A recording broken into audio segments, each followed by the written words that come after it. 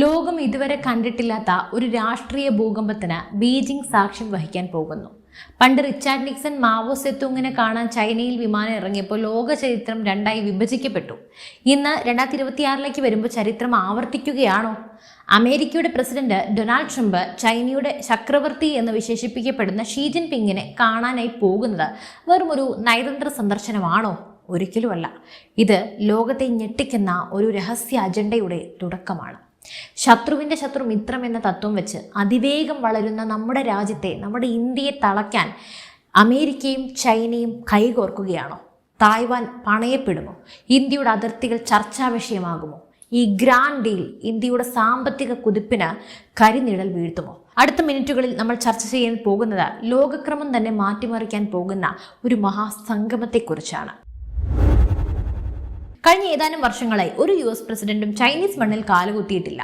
Trade വാർ, corona virus ആരോപണങ്ങൾ, ദക്ഷിണ China കടലിലെ സംഘർഷങ്ങൾ, ഇങ്ങനെ കത്താൻ നിൽക്കുന്ന ഒരു വൈക്കോൽക്കൂനയായിരുന്നു US ചൈന ബന്ധം. എന്നാൽ ഇപ്പോൾ ട്രംപ് ചൈനയിലേക്ക് എത്തുകയാണ്. എന്തുകൊണ്ടാണ് ട്രംപ് ഈ സന്ദർശനത്തിന് മുതിരുന്നത്? ട്രംപ് എപ്പോഴും ഒരു ഡീൽ മേക്കർ ആണ്, അറിയാമല്ലോ. അദ്ദേഹത്തിന്റെ രാഷ്ട്രീയം എന്നതിലെല്ലാം ഉപരി ബിസിനസ്സാണ് പ്രധാനം. US സമ്പദ് വ്യവസ്ഥയെ ഉത്തേജിപ്പിക്കാൻ ചൈനയുടെ വിപണി അദ്ദേഹത്തിന് ആവശ്യമാണ്. മറുഭാഗത്ത് സാമ്പത്തിക പ്രതിസന്ധി നേരിടുന്ന ചൈനയ്ക്ക് തങ്ങളുടെ ഉൽപ്പന്നങ്ങൾ വിറ്റഴിക്കാനായി അമേരിക്കയും വേണം. അമേരിക്കൻ വിപണി ചൈനയ്ക്കും വേണം, അതുപോലെ ചൈനയെ അമേരിക്കയ്ക്കും വേണം. പക്ഷേ ഈ ഒത്തുതീർപ്പിന് ഇടയിൽ ബലിയാടാകുന്നത് ആരായിരിക്കും? ഇവിടെയാണ് നമ്മുടെ ഇന്ത്യയുടെ പ്രസക്തി.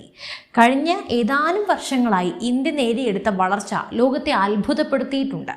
US ചൈനയും തമ്മിൽ തല്ലുമ്പോൾ അതിൻ്റെ ഗുണഭോക്താവ് ഒരു തരത്തിൽ പറഞ്ഞാൽ ഇന്ത്യയായിരുന്നു. ആപ്പിളും ടെസ്ലയും അടക്കമുള്ള വമ്പൻ കമ്പനികൾ ചൈനയൊക്കെ വിട്ട് ഇന്ത്യയിലേക്ക് ഒഴുകി. അമേരിക്ക ഇന്ത്യയെ ചൈനയ്ക്കെതിരായ ഒരു പ്രതിരോധ കവചമായി കാണുകയും ചെയ്തു. എന്നാൽ ഇപ്പോൾ സാഹചര്യമൊക്കെ മാറുകയാണ്. US ചൈനയും ഒന്നിക്കാൻ എങ്ങാനും തീരുമാനിച്ചാൽ ഇന്ത്യയുടെ സ്ട്രാറ്റജിക് അഡ്വാൻറ്റേജ് അവിടെ നഷ്ടപ്പെടുകയാണ്. ലോകത്തെ രണ്ട് വലിയ സമ്പദ് വ്യവസ്ഥകൾ ഒന്നിക്കുന്നത് മൂന്നാമനായ ഇന്ത്യയെ തടയാൻ വേണ്ടിയാണോ എന്ന ചോദ്യം ഏറെ പ്രസക്തമാണ്. കാരണം ഇന്ത്യ എന്ന് പറയുന്നത് വലിയൊരു മാർക്കറ്റാണ്. ഇപ്പോൾ നമ്മൾ പ്രതിരോധത്തിലടക്കം സ്വന്തമായി നമ്മൾ ഇൻഡിപെൻഡൻ്റ് ആയി. അപ്പോൾ ഈ കൂടിക്കാഴ്ചയിലെ ഏറ്റവും നിർണായകമായ വിഷയം തായ്വാനാണ്. തായ്വാനെ ചൈനയുടെ ഭാഗമായി അംഗീകരിക്കാൻ ട്രംപ് തയ്യാറായാൽ അത് ഇന്ത്യക്ക് വലിയ തിരിച്ചടിയാകും. കാരണം ചൈനയുടെ വികാസവാദത്തിന് അഥവാ എക്സ്പാൻഷനിസത്തിന് അമേരിക്ക പച്ചക്കൊടി എങ്ങാനും കാട്ടിയാൽ അടുത്ത വർഷം ഇന്ത്യയുടെ അടുത്ത ലക്ഷ്യം എന്ന് പറയുന്നത് ഇന്ത്യയുടെ ലഡാക്കും അരുണാചൽ പ്രദേശും ആയിരിക്കും. തായ്വാനിൽ അമേരിക്ക പിന്നോട്ട് പോയ ഇന്ത്യൻ അതിർത്തിയിൽ ചൈന നടത്തുന്ന കടന്നുകയറ്റങ്ങളെ തടയാൻ ആരും ഉണ്ടാകില്ല. ഇത് ഇന്ത്യയുടെ പരമാധികാരത്തിൻ്റെ മേലുള്ള കടന്നുകയറ്റമായി മാറും. അപ്പോൾ ഈ സന്ദർശനത്തിൽ US China board of trade രൂപീകരിക്കാൻ ചർച്ച നടക്കുന്നുണ്ട്. ഇത് യാഥാർത്ഥ്യമായാൽ ലോക വ്യാപാരത്തിൻ്റെ നിയന്ത്രണം ഈ രണ്ട് രാജ്യങ്ങളുടെയും കയ്യിലായിരിക്കും. ഇന്ത്യയെ സംബന്ധിച്ച് ഇതൊരു സാമ്പത്തിക ഉപരോധത്തിന് തുല്യവുമാണ്.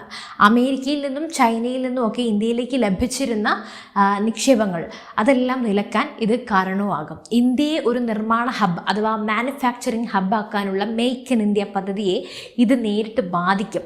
ചൈനീസ് ഉൽപ്പന്നങ്ങൾക്ക് അമേരിക്കയിൽ വലിയ ഇളവുകൾ ലഭിച്ചു കഴിഞ്ഞാൽ ഇന്ത്യൻ ഉൽപ്പന്നങ്ങൾക്ക് അവിടെ പിടിച്ച് നിൽക്കാൻ സാധിക്കുകയുമില്ല. ഇത്തരത്തിൽ ഒരുപാട് പ്രശ്നങ്ങൾ വരും. പശ്ചിമേഷ്യയിലെ സംഘർഷങ്ങൾ കാരണം ഇന്ത്യയുടെ ഊർജ്ജ സുരക്ഷയും അപകടത്തിലാണല്ലോ. ഇവിടെ ലോക്ക്ഡൗണിന് സമാനമായിരിക്കാൻ നമ്മുടെ പ്രധാനമന്ത്രി നിർദ്ദേശിച്ചിട്ടുണ്ട്. ഇറാനിലെ പ്രശ്നങ്ങൾ പരിഹരിക്കാൻ ചൈനയുടെ സഹായം ട്രംപ് തേടുന്നുമുണ്ട്. എന്നാൽ ഈ സഹായത്തിന് പകരമായി ചൈന ആവശ്യപ്പെടുന്നത് എങ്ങാനും ഏഷ്യയിലെ അവരുടെ ആധിപത്യമായിരിക്കും. ഇറാൻ യുദ്ധം ഒഴിവാക്കാൻ ചൈനയെ ഉപയോഗിക്കുമ്പോൾ ഇന്ത്യയെ ആ പ്രക്രിയയിൽ നിന്നും മാറ്റി നിർത്താൻ ചൈന എന്തായാലും ശ്രമിക്കും, അറിയാമല്ലോ. ഹോർമുസ് കടലിടുക്കിന്റെ നിയന്ത്രണം പരോക്ഷമായി ചൈനയുടെ കയ്യിൽ എത്തിയാൽ ഇന്ത്യയുടെ എണ്ണ ഇറക്കുമതി അവതാളത്തിലുമാകും. ട്രംപിനൊപ്പം ഹോളിവുഡ് സംവിധായകൻ ബ്രെറ്റ് റാറ്റ്നർ പോകുന്നതും ശ്രദ്ധേയമാണ്. അപ്പോൾ ഇതിൻ്റെ അർത്ഥം ഒരു സോഫ്റ്റ് പവർ ഉപയോഗിച്ച് ലോകത്തെ നിയന്ത്രിക്കാൻ അവർ ആസൂത്രണം ചെയ്യുന്നു എന്നാണ്. ആർട്ടിഫിഷ്യൽ ഇൻ്റലിജൻസ്, സെമി കണ്ടക്ടറുകൾ എന്നിവയിലെല്ലാം ഒരു സംയുക്ത ഗവേഷണത്തിന് അവർ എങ്ങാനും തീരുമാനിച്ചാൽ സാങ്കേതിക വിദ്യയിൽ ഇന്ത്യ പുറന്തള്ളപ്പെടും. ഇന്ത്യയിലെ വലിയ ഡാറ്റ വിപണിയെ പിടിച്ചെടുക്കാൻ അമേരിക്കയ്ക്കും ചൈനയ്ക്കും ഒരുമിച്ച് നീങ്ങിയാൽ അത് ഇന്ത്യയുടെ ഡിജിറ്റൽ പരമാധികാരത്തിന് തന്നെ ഭീഷണിയായിരിക്കും. അപ്പോൾ ഇന്ത്യയെ സംബന്ധിച്ച് അമേരിക്ക ഒരു വിശ്വസ്ത സഖ്യകക്ഷിയാണോ? ചരിത്രം പരിശോധിച്ചാൽ അമേരിക്ക എപ്പോഴും അവരുടെ സ്വന്തം താല്പര്യങ്ങൾക്കാണ് മുൻഗണന നൽകുന്നത്. നമുക്കറിയാം അമേരിക്കയും ചൈനയും സത്യം പറഞ്ഞാൽ വിശ്വസിക്കാൻ കൊള്ളില്ല. ചൈനയാകട്ടെ ഇന്ത്യ എപ്പോഴും ഒരു എതിരാളിയായി മാത്രം കാണുന്നവരാണ്. അതിവേഗം വളരുന്നൊരു ഇന്ത്യ ഈ രണ്ട് ശക്തികൾക്കും ഭീഷണിയാണ്. അതുകൊണ്ട് തന്നെ ഇന്ത്യയുടെ വളർച്ചയെ തളയ്ക്കാൻ അവർക്കിടയിലുള്ള ശത്രുതയെല്ലാം മാറ്റിവെച്ച് അവർ കൈകോർക്കാനുള്ള സാധ്യതയുണ്ട്. ഇതിനെയാണ് G2 എന്ന് വിളിക്കുന്നത്. അഥവാ അമേരിക്കയും ചൈനയും ചേർന്ന് ലോകത്തെ പങ്കിട്ടെടുക്കുന്ന അവസ്ഥ. ഈ അപകടകരമായ സാഹചര്യത്തെ ഇന്ത്യ എങ്ങനെ നേരിടണം? വിദേശ ശക്തികളെ അമിതമായി ആശ്രയിക്കുന്നതൊക്കെ കുറയ്ക്കുക. പിന്നെ ജപ്പാൻ, ഫ്രാൻസ്, ഓസ്ട്രേലിയ തുടങ്ങിയ രാജ്യങ്ങളുമായുള്ള ബന്ധം തീർച്ചയായും ശക്തമാക്കുക. തീർന്നില്ല, US-ചൈന ബന്ധത്തെ സൂക്ഷ്മമായി നിരീക്ഷിക്കുകയും ഇന്ത്യയുടെ താൽപ്പര്യങ്ങൾ സംരക്ഷിക്കാൻ നയതന്ത്ര സമ്മർദ്ദം ചെലുത്തുകയും ചെയ്യുക. ഡൊണാൾഡ് ട്രംപിൻ്റെ ഈ ബീജിംഗ് യാത്ര ലോകത്തെ പുതിയൊരു യുഗത്തിലേക്ക് നയിച്ചേക്കാനുള്ള സാധ്യത ഏറെയാണ്.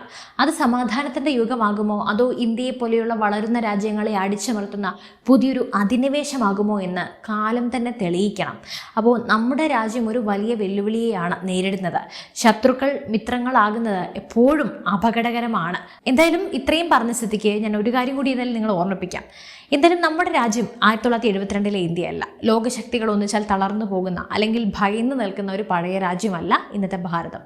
അമേരിക്കയും ചൈനയും തമ്മിൽ എന്ത് ഡീൽ ഉറപ്പിച്ചാലും അവരെ ആരെയും അപേക്ഷിച്ച് നിൽക്കാത്ത വിധം ഇന്ത്യ ഇന്ന് സ്വയം പര്യാപ്തതയിലേക്ക് കുതിക്കുകയാണ്. ലോകത്തിലെ ഏറ്റവും വലിയ യുവജന ശക്തിയും അതിവേഗം വളരുന്ന സാമ്പത്തിക അടിത്തറയും ഇന്ത്യയുടെ മാത്രം പ്രത്യേകതയാണ്. ട്രംപും ഷീയും ബീജിംഗിൽ ഹസ്തദാനം ചെയ്യുമ്പോൾ അവർക്ക് പോലും അറിയാം ഇന്ത്യയെ അവഗണിച്ചുകൊണ്ട് ഒരു ആഗോളക്രമവും ഇനി സാധ്യമല്ല എന്ന്. നമ്മുടെ രാജ്യത്തിൻ്റെ കരുത്ത്, ഇന്ത്യയുടെ കരുത്ത് അതിൻ്റെ ജനാധിപത്യത്തിലും നയതന്ത്രത്തിലുമാണ്. ലോകം മുഴുവൻ ചേരിതിരിഞ്ഞ് നിൽക്കുമ്പോഴും റഷ്യയുമായും അമേരിക്കയുമായും ഒരുപോലെ ബന്ധം പുലർത്താനും അതുപോലെ തന്നെ ചൈനയുടെ കണ്ണിൽ നോക്കി സംസാരിക്കാനും ഒക്കെ ധൈര്യമുള്ള, അതിനൊക്കെയുള്ള നട്ടലിലുള്ള ഏക രാജ്യം നമ്മുടെ രാജ്യമാണ്, നമ്മുടെ ഇന്ത്യയാണ്. ആത്മനിർഭർ ഭാരത് എന്ന ആശയത്തിലൂടെ പ്രതിരോധ മേഖലയിലും സാങ്കേതിക വിദ്യയിലും ഇന്ത്യ കൈവരിച്ച മുന്നേറ്റം ലോകത്തിന് മുന്നിൽ ഒരു പാഠം കൂടിയാണ്. അപ്പോൾ ഇന്ന് ഇന്ത്യ സ്വന്തമായി വിമാനവാഹിനി കപ്പലുകൾ വരെ നിർമ്മിക്കുന്നു, ബഹിരാകാശത്ത് സ്വന്തം മുദ്ര പതിപ്പിക്കുന്നു, ലോകത്തിൻ്റെ ഫാർമസിയായി മാറുന്നു. ചൈനയെ മാത്രം ആശ്രയിച്ചിരുന്ന ആഗോള വിതരണ ശൃംഖല ഇന്ന് ഇന്ത്യയെ ഒരു വിശ്വസ്ത പങ്കാളിയായി കാണുന്നു. അപ്പോൾ ഇത് നമ്മുടെ പരാജയമല്ല, മറിച്ച് നമ്മുടെ ഉജ്ജ്വല വിജയമാണ്. അപ്പോൾ അമേരിക്കയും ചൈനയും തമ്മിലുള്ള ഏതോ നീക്കമാകട്ടെ, ഏത് G2 നീക്കത്തെയും പ്രതിരോധിക്കാൻ നമ്മുടെ ഇന്ത്യക്ക് ഇന്ന് കരുത്തുണ്ട്. സമുദ്ര സുരക്ഷയിൽ ക്വാഡ് പോലെയുള്ള സഖ്യങ്ങളിലൂടെയും ഗ്ലോബൽ സൗത്തിൻ്റെ നേതാവിന് നിലയിലും ഇന്ത്യ തൻ്റെ സ്ഥാനം ഉറപ്പിച്ചു കഴിഞ്ഞു. അപ്പോൾ ഏതെങ്കിലും ഒരു വൻശക്തിക്ക് മുന്നിൽ ഇന്ത്യ മുട്ടുമടക്കുമെന്ന് ആരെങ്കിലും കരുതുന്നുണ്ടെങ്കിൽ അവർക്ക് തെറ്റി.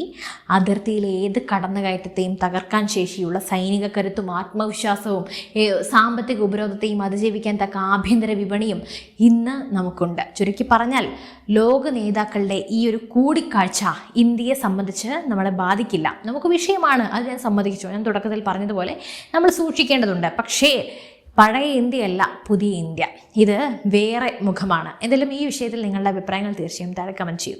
മറ്റൊരു വാർത്തയും വിഷയമായി വീണ്ടും എത്തും വരെ നന്ദി.